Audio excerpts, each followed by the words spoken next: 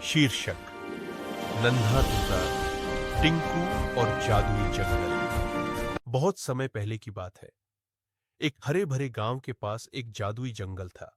उस जंगल में रंग बिरंगे पेड़, चमकते फूल और बोलने वाले जानवर रहते थे। उसी जंगल में रहता था एक नन्हा तोता जिसका नाम था टिंकू। टिंकू बहुत ही प्यारा, समझदार और थोड़ा सा शरारती था। उसे नई नई चीजें सीखना और हर किसी की मदद करना बहुत अच्छा लगता था। एक दिन टिंकू सुबह सुबह उड़ता हुआ जंगल के बीचों बीच पहुंचा। वहां उसने देखा कि जंगल के सारे जानवर उदास बैठे हैं। खरगोश की आंखों में आंसू थे, हिरण चुपचाप खड़ा था और बंदर भी बिल्कुल शांत था। अरे दोस्तों, आज सब इतने उदास क्यों हो? टिंकू, हमारे जंगल का जादुई भी कुआं सूख गया है। अगर कुआं सूख गया तो हम सब कैसे रहेंगे? उसी समय जंगल के सबसे बूढ़े कछुए दादा आगे आए। उन्होंने कहा, बच्चों, इस कुएं का पानी तभी रहता है जब जंगल में मिलजुल कर काम किया जाए और कोई झगड़ा न हो। लेकिन पिछले कुछ दिनों से सब आपस में लड़ने लगे हैं। टिंकू ने ठान लिया कि वह जंगल को फिर से खुशहाल बनाएगा। टिंकू बोला, मैं जादुई पहाड़ तक जाऊंगा और पानी की देवी से मदद मांगूंगा। सभी जानवर चौंक गए।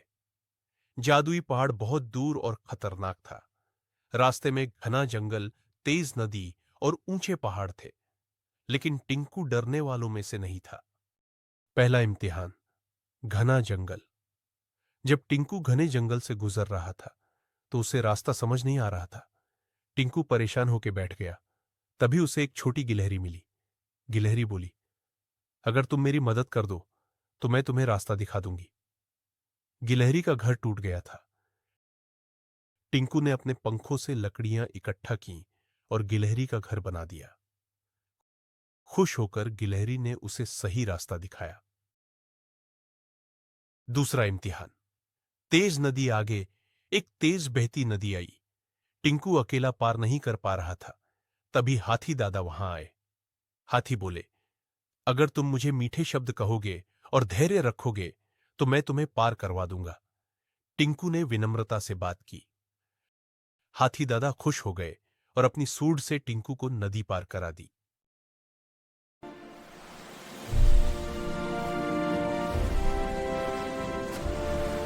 तीसरा इम्तिहान, जादुई पहाड़। आखिरकार टिंकू जादुई पहाड़ पर पहुंचा।